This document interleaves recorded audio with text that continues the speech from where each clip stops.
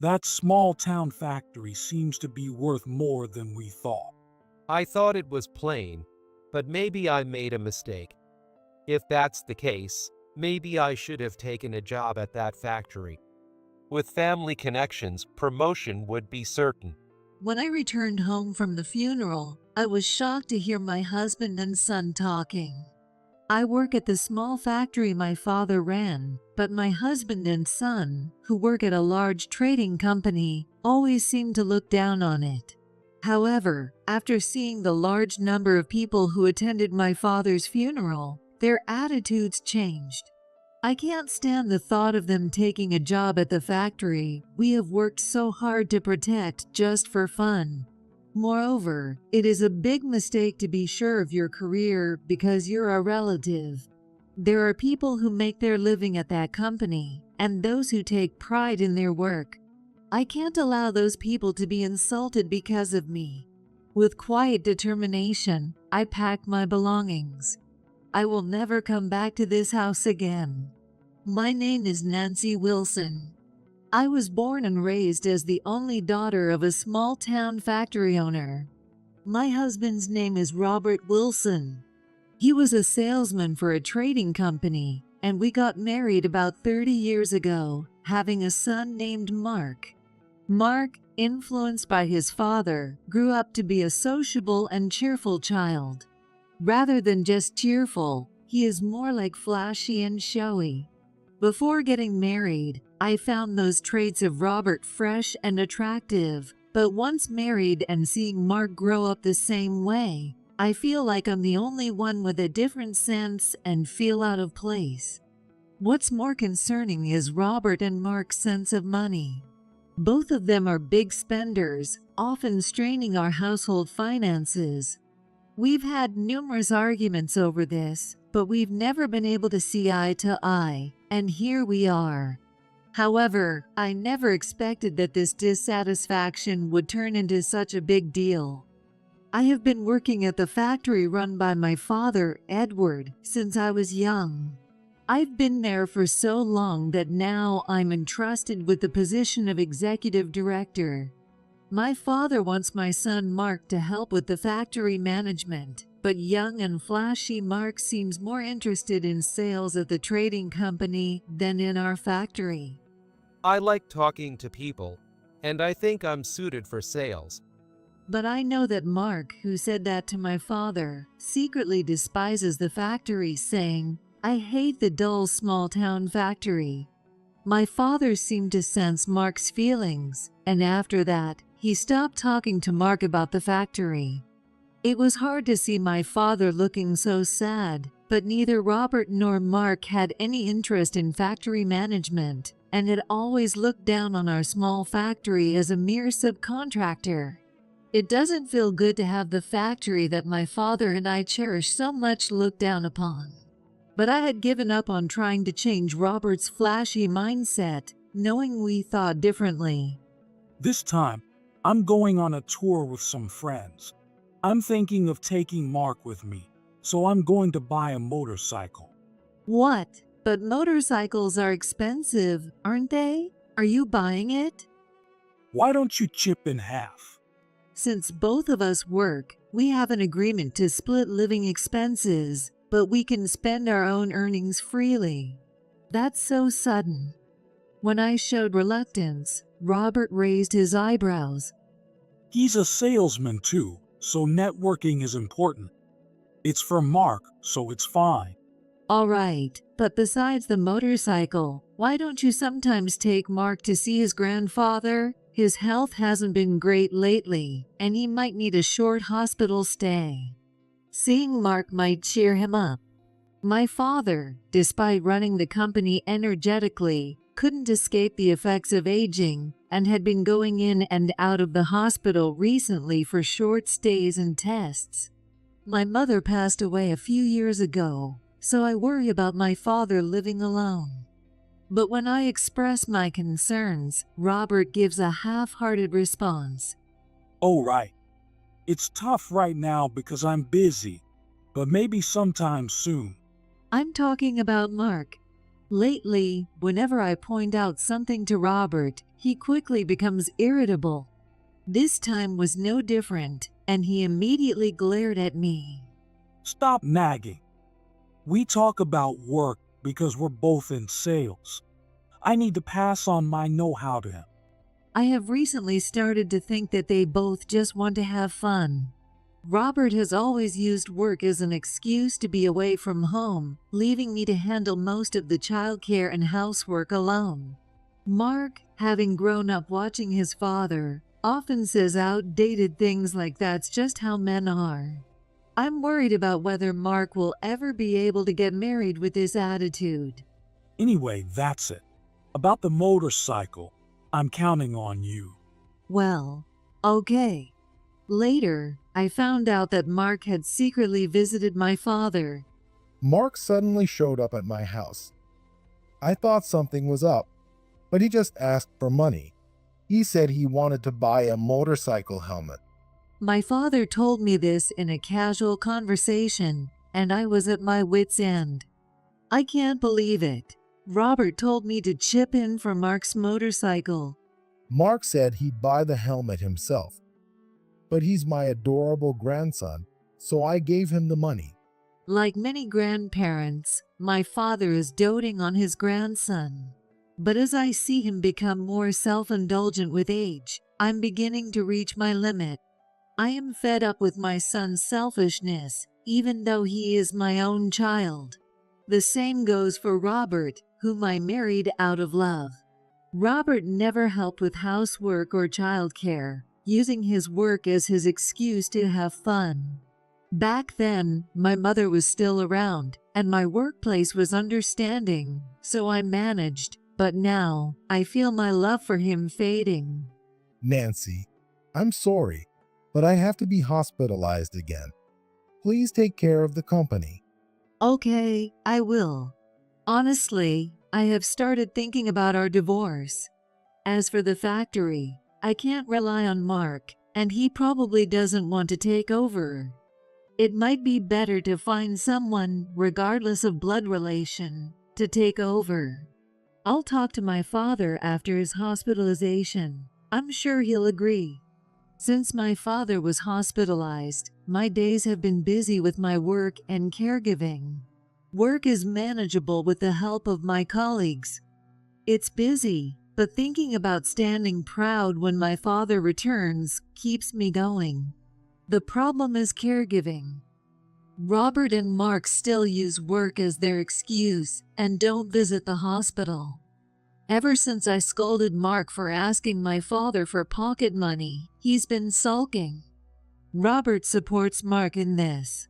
It's heartbreaking that even though they are both adults, they only visit my father to ask for pocket money, and it makes me want to cry. Did I raise him the wrong way? Nancy, you shouldn't say that. You've done your best. Don't worry too much. My father, weakened both physically and emotionally by his hospitalization, comforted me. In moments like these, I deeply feel my father's greatness. I was very frustrated that Robert and Mark didn't respect my father. I might not be able to leave the hospital this time. Dad, don't say things like that. My voice was almost a scream. I had suspected it. And the company is running smoothly without my father. It's thanks to him that he had anticipated this situation and distributed the work accordingly. Well, I'm old now. I've made preparations and I'm ready. I'm leaving the company to you. Even if I get discharged, I will retire. Dad, I couldn't say anything more. My father had worked hard on the front lines for many years. And just as he had declared, he never left the hospital. My father passed away a month later. It was a peaceful end. I felt like I had lost my only ally in the world, and I clung to my father and cried for a while. But I couldn't just stand still. I had to do what needed to be done. Everyone at the company was willing to help. The problem was, unsurprisingly, Robert and Mark. Edward passed away? That's unfortunate. Looking at their sad faces, I thought, they didn't even visit him. Swallowing my words, I proceeded with his funeral preparations. Why do we need such a large hall? A private family funeral should be enough. Yeah, let's just say our goodbyes among ourselves. People from the company and our business partners are coming. We can't do that. You always say that networking is important for work. When I showed them the plan I discussed with the hall manager, Robert and Mark were displeased. It was laughable for people who didn't visit him to suggest a private funeral. They probably just didn't want to spend the money. Even though it wasn't their money, it was really frustrating. He's just the president of a small town factory. There's no way that many people will come. Yeah, it's a shabby factory. Why are you showing off like this? What did you say? When I raised my eyebrows, Mark realized his mistake and awkwardly looked away. I knew they looked down on the factory, but this was the first time they had explicitly called it shabby. They grew up and thrived on the money from that shabby factory, even getting pocket money at 25 years old. How did they end up like this? Anyway, I oppose it. We don't need such a large-scale funeral. What do you know? You don't know anything about the company. I'm a salesman at a major company. I've attended more events like this than you. I know better. Robert didn't say it as clearly as Mark, but it was obvious he also looked down on the factory. His face turned red as he glared at me irritably. Even if there's not enough money, I won't contribute a cent. It's your fault for being so showy. I was dumbfounded by his words, considering how many times he had asked me for money for things like motorcycles and golf, claiming they were necessary for work. How many times had he asked me to support his career? The money I had gradually given each time has now amounted to a significant sum. It's enough to cover the scale of the funeral he's now opposing. Don't worry, the company will handle the funeral, and if there's any shortfall, I'll cover it myself. Do whatever you want. You always tell me not to waste money, but now you're spending it on this. Mark also seemed upset that I was going to pay for it. Does he think his parents' money is his own? Your grandfather was the president. This is not a waste. Mark, there's no point in arguing. Let's go. I'm the one who feels it's pointless to argue. Robert and Mark glared at me with disdain before leaving. They were probably off to have fun somewhere, claiming it was for work. They said they would attend the funeral, so I had no choice but to ignore everything else. Once they stopped interfering with the funeral arrangements, everything proceeded smoothly. Things were a bit awkward at home, but I was too busy to worry about it. I did the minimum housework, but my time was fully occupied with preparing for the funeral and work. On the day of the funeral, Robert and Mark's eyes widened when they saw the attendees. So many people showed up. There are politicians and even celebrities here. Isn't that David, the president of Dad's company? The hall I had prepared was filled with people. It was unexpected for Robert and Mark, who had belittled the small factory. Robert spotted David, the president of his company, and hurried to greet him. Hi, David. Thank you for attending. I'm Robert from the sales department. What? Oh, I see. My condolences. I'm saddened by the loss of such a remarkable man. You're too kind. As Robert finished speaking, David ended the conversation and walked toward me. Robert watched in surprise as David walked away. You must be having a tough time with your father's passing. Will you be taking over the factory? I can't say for sure until I see my father's will, but that's my intention. I see. You should be fine. We'll support you. Edward was a great help to us. Robert and Mark couldn't understand why David, the president of a large trading company, was speaking to me as an equal. However, the moment I mentioned my father's will, their expressions changed. With a sense of unease, I shared memories of my father with the people who attended the funeral. The funeral was over, and I was busy with the cleanup. Mark and Robert eagerly left first, without even pretending to help. Considering that from the start, I was the only family member involved in the preparations, it was natural, but there was a strange sense of weariness. There's still plenty to do, so please continue helping from tomorrow. Sure, Nancy. Nancy, please rest early today as well. I thanked the employees who had helped and left the funeral hall. Cleanup finished earlier than planned, and as I headed home today, I thought I'd take it easy for the first time in a while. "Hi, I'm home." I called out, but there was no reply. I wondered if they were still upset about the funeral, but the voices coming from the living room sounded strangely off. I wondered what was happening and decided to listen in. Mark and Robert were having an excited conversation. That small town factory seems to be worth more than we thought. I thought it was plain, but maybe I made a mistake. If that's the case, maybe I should have taken a job at that factory. With family connections, promotion would be certain. As their words became clearer, I couldn't close my open mouth. They were playing around by getting employed at the factory and the company we've been desperately protecting. Moreover, it is a big mistake to be sure of your career because you're a relative. Yeah, exactly. It's because we're family that a woman like Mom became the executive director. The employees would definitely prefer a man as the president, wouldn't they? Their words belittled both me and the company, making my body tremble with anger.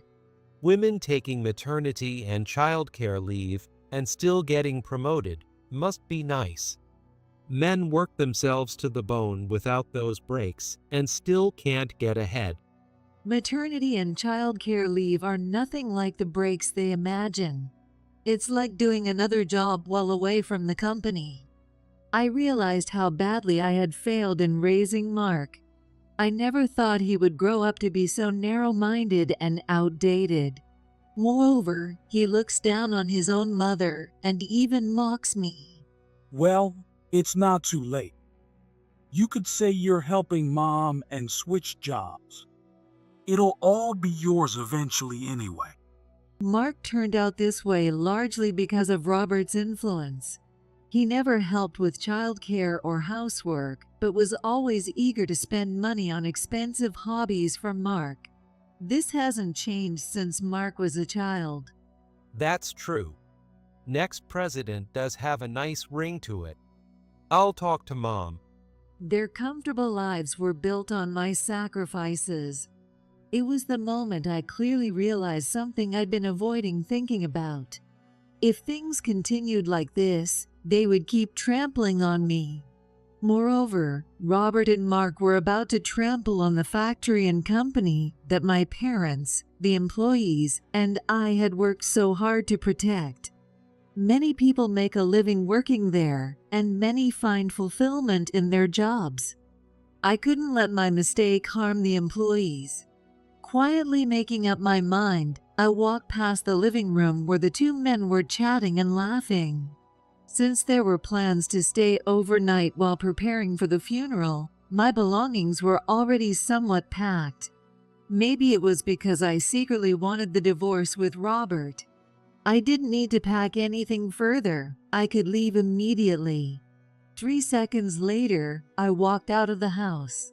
Neither Robert nor Mark noticed. Without looking back, I got into my car.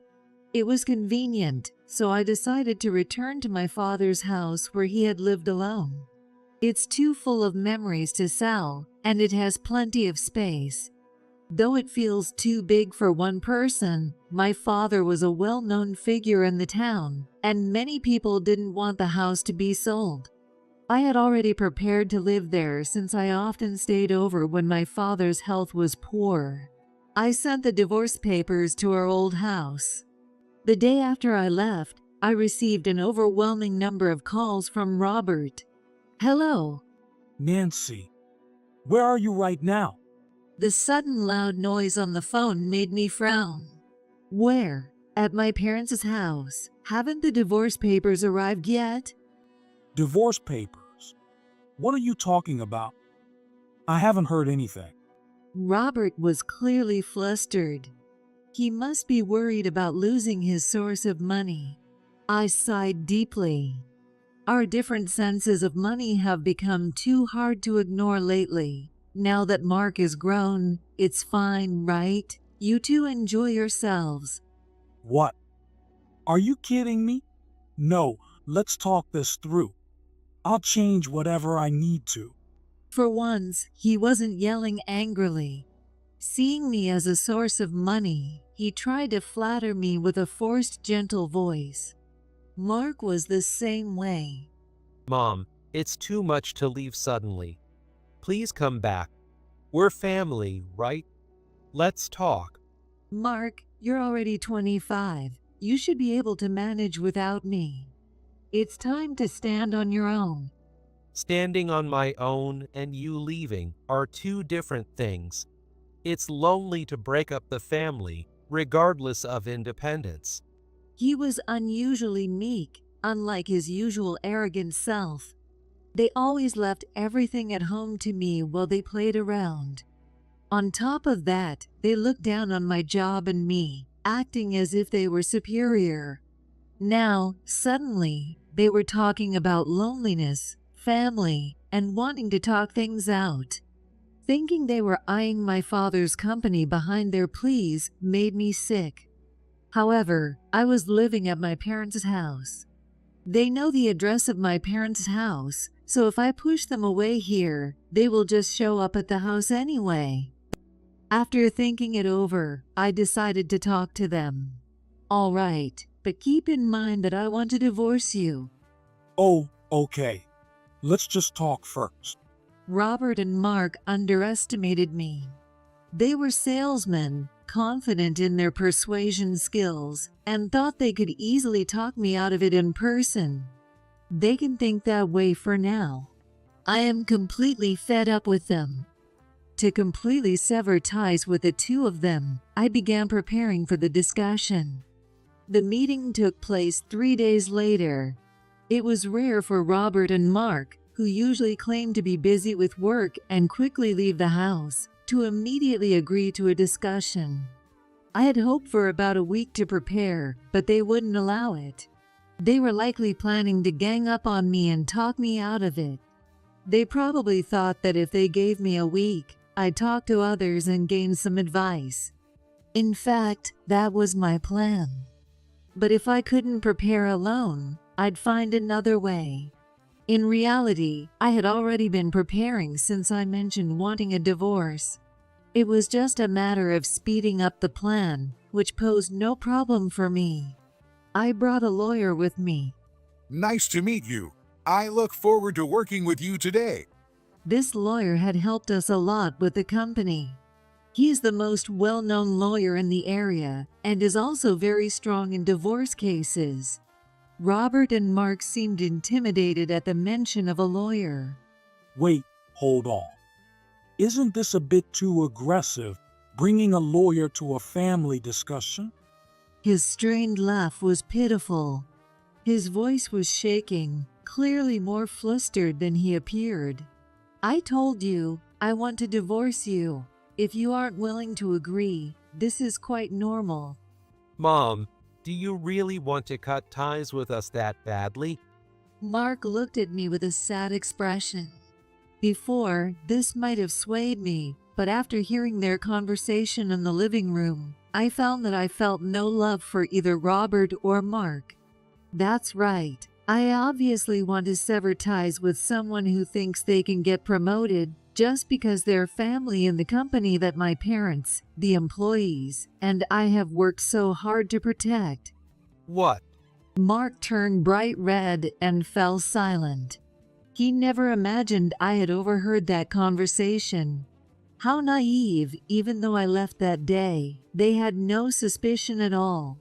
Why would you? Oh, you didn't even notice I had come back. You were so engrossed in your conversation. That was the final straw. I don't want either of you to have anything to do with that company. Robert seemed to want to say something, but couldn't find the words. At that moment, the lawyer handed Robert some documents. Since the beginning of your marriage, you have been asking Nancy for money, claiming it was for work. Nancy has meticulously documented the amounts, purposes, and dates of these transactions. We would like you to repay this total amount. If you agree, there will be no alimony claims. What? Money. Robert snatched the documents and stared at them in disbelief. The amount was almost the same as what he had grudgingly agreed to spend on the funeral. But this. Yes. What about the money for Mark? Isn't that child support? I was disgusted by his pathetic excuses. They were truly greedy people. The money given to Mark after he became an adult and started working isn't child support. But the money you claimed was for him has been excluded from this total. And this is the remaining amount. Robert's face turned pale as he glared at the documents. He looked like he couldn't believe it. Apparently, he had no idea how much money he had actually spent. You've always wanted to buy expensive shoes, suits, and watches, claiming it was for sales. Every time, you asked me to help and said it was for work. I always said I was just lending you the money. But we're married, so helping each other is. I don't remember you ever helping me. Robert never helped with housework or raising Mark. Unfortunately, there are no witnesses, so alimony would be difficult to claim. I didn't want to deal with a prolonged court battle with him, so I gave up on alimony. Even this demand for repayment felt like a nuisance. Although the lawyer assured me he would collect the money, I didn't care about it as long as I could protect the company my father left behind. Robert fell silent, and I watched him quietly. In the silence, Mark spoke up. If you really want a divorce, discuss it with Dad. But I'm your son, right? My ambitions for promotion and job change were just a phase. I'll change my attitude and work hard, so please forgive me. His words were proof that he hadn't changed his mindset, but did Mark realize that? Apparently, Robert was shocked when his son betrayed him. Mark, are you going to abandon me? With this debt, no wonder Mom is fed up. I'm her son. Even if she wants to cut ties, she can't. It seemed he was now considering the inheritance and decided to flatter me, abandoning his father. Like his father, he was utterly shallow. I was the one who primarily raised him, so how did he turn out like this? Where did I go wrong in raising him? Lately, these thoughts consumed me whenever I looked at him. That's true. The bond between parent and child can't be severed. Robert slumped, and Mark smiled. Robert looked like he was about to grab Mark, who was smiling. They used to be a close father and son, but money has made them like this. Selfish people are frightening. But Mark, I don't want someone who wants to be president or get promoted for such silly reasons to be involved in my father's company. What?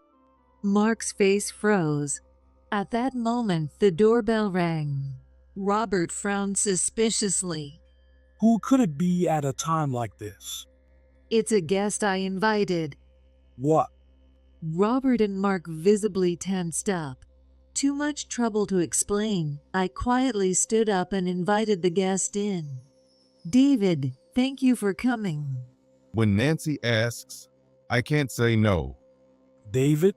The visitor was David, the president of the trading company where Robert worked.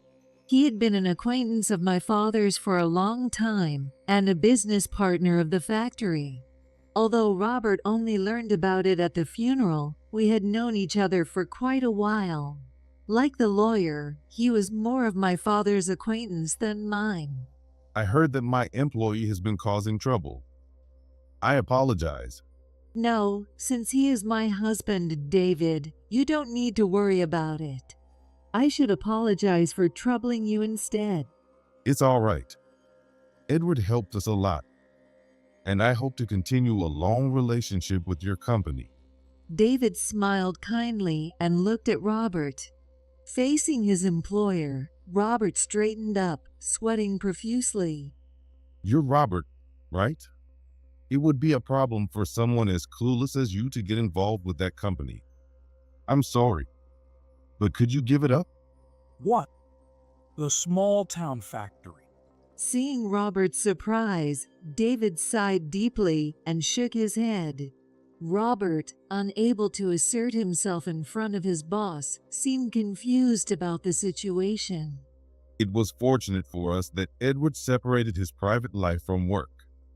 Although, because of that, Nancy ended up marrying someone like you. It's fortunate for us that we couldn't stop the deal because of your ignorance and disrespect. What do you mean? Oh, and you must be Mark. You work in the sales department at Brown Trading, right? Your president wants to have a word with you. Here, the call is connected, so go ahead and talk. Really?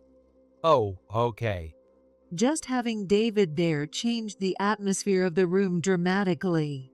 With a kindly grandfatherly smile, David handed his phone to Mark. Mark's company is also a business partner of ours.